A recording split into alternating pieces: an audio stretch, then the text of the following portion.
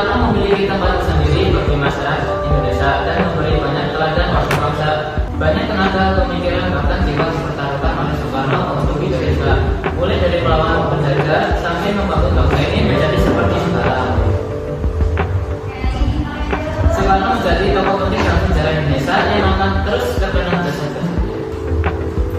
Nah, Katia, kamu bisa coba jelaskan nggak tentang kelahiran Budi Soekarno? Karena aku sendiri juga masih kurang informasi tentang kelahiran beliau. Betul banget, ada yang bilang beliau ini lahir di Blitar dan ada juga yang bilang lahir di Surabaya. Jadi yang benar yang mana tuh? Jadi emang sempat ada beberapa versi terkait kelahiran beliau. Namun menurut biografi yang ditulis oleh C.D. Adams yang berjudul Soekarno, Penyambung Lidah Rakyat, Soekarno bercerita bahwa ia lahir di Surabaya.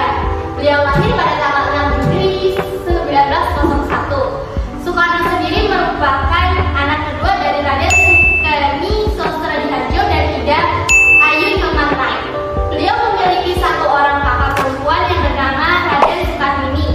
Ayahnya seorang guru yang masih memiliki darah Pramudia Kediri dan ibunya merupakan keponakan dari Raja terakhir Singaraja. Ternyata beliau memiliki darah bangsawan ya, kurang lebihnya begitu. Oh iya, teman-teman, presiden pertama kali kita itu saat kecil namanya bukan Soekarno ya? Kok bisa sih namanya menjadi Soekarno? Jadi waktu kecil beliau ini sering sakit-sakitan, tepatnya saat umur beliau masih 5 tahun. Namanya yang semula Kusno Sosrodihardjo diganti oleh sang ayah menjadi Soekarno seperti yang kita kenal sekarang. Nama Soekarno ini diambil dari nama salah satu pewayangan yaitu Karna. Oh, jadi gitu. Kan aku mau tanya nih, ayah Bung Karno kan seorang guru.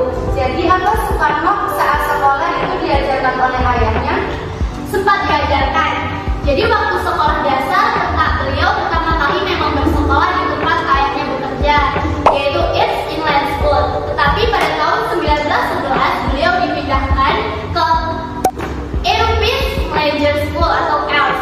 Setelah lulus dari ELS, Soekarno masuk ke Hooger School atau HBS dan berhasil menyelesaikan pendidikannya di sana selama 5 tahun. HBS yang berlokasi di Surabaya ini adalah sekolah yang diperuntukkan hanya untuk kaum Eropa dan priai saja loh. Soekarno berhasil bersekolah di HBS atas bantuan rekan ayahnya yaitu Cokroaminoto.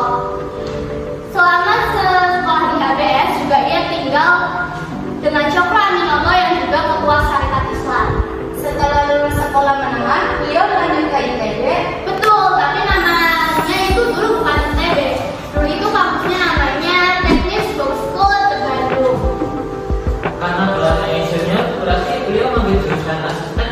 Tepat sekali, salah satu karya arsitekturnya yang terkenal yaitu Hotel Priangan yang tepatnya berlokasi di Bandung. Wah, cepat juga ya. Jadi penasaran sama kehidupan pribadi beliau. Bung Karno kan pernah menikah 9 kali. Istri pertamanya siapa sih? Soalnya rata-rata pasti tahunya cuma Fatmawati. Kalau Fatmawati itu istri ketiga beliau. Istri pertamanya itu Siti Utari. Saat itu usianya belum genap 20 tahun. Siti Utari sendiri waktu itu berumur 16 tahun ketika Soekarno menikahinya pada tahun 1921 di Surabaya. Sewaktu itu Soekarno menumpang di rumah Cokroaminoto ketika sedang menempuh pendidikan di sekolah lanjutan atas. Siti Utari ini merupakan anak dari Cokroaminoto. Dapat anaknya ya? Iya, sayangnya usia pernikahan mereka hanya berjalan 2 tahun karena mereka bercerai pada tahun 1923. Mau tahu nggak siapa aja 8 istri lainnya? Mau dong. Baik, jadi setelah bercerai dengan Siti Utari, Soekarno memutuskan menikah kembali dengan Inggit Kurniasih, lalu bercerai pada tahun 1423. Lalu Soekarno menikahi Fatmawati, Kartini, Ratnasari Dewi, Haryati Yuriko Sanggar, dan Heldi Jafar seiring berjalan waktu hidup. Wow, banyak juga ya istrinya. Bagaimana dengan anak-anak beliau? Dari pernikahan tersebut, Soekarno dikaruniai 11 orang anak. Sebagian keturunan beliau pada akhirnya juga mengikuti jejak sang ayah di dunia politik Indonesia loh. Siapa aja tuh? Ada Megawati Soekarno Putri, Ratnawati Soekarno Putri, Sukmawati Soekarno Putri. Bahkan salah satunya ada yang memimpin bangsa Indonesia. Betul, Megawati Soekarno Putri pernah menjabat sebagai presiden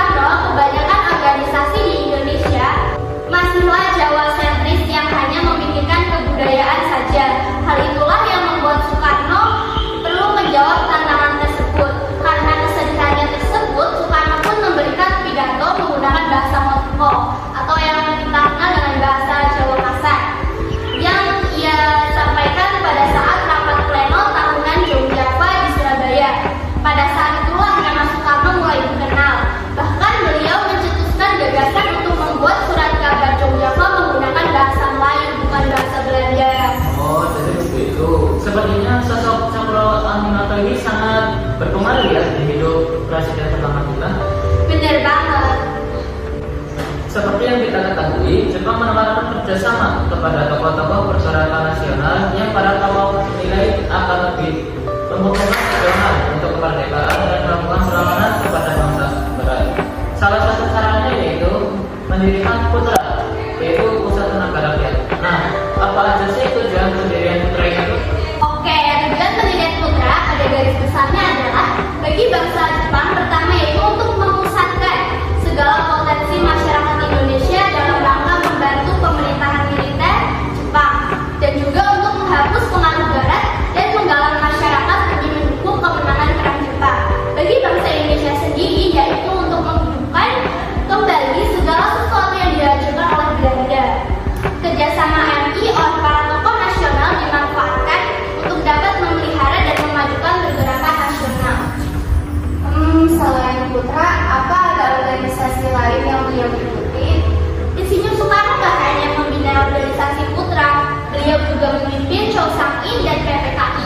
Bisa coba jelasin nggak tentang PPKI, Pak? PPKI ialah badan Jepang yang didirikan pada tanggal 7 Agustus 1945, tepat di hari yang sama saat BPUPKI dibubarkan.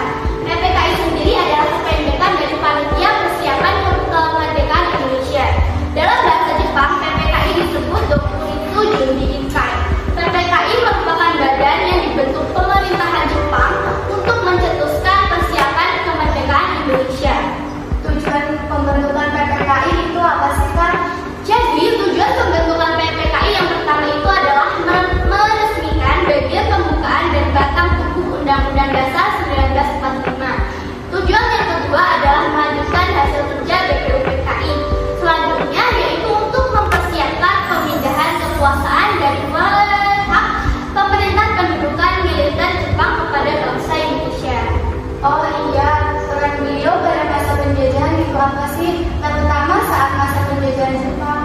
Seperti yang kita tahu, peran beliau yang sangat penting dan sangat berharga yaitu merumuskan teks proklamasi bersama Muhammad Hatta dan Ahmad Subarjo di Rumah Laksamana Muda Gadasi Maeda.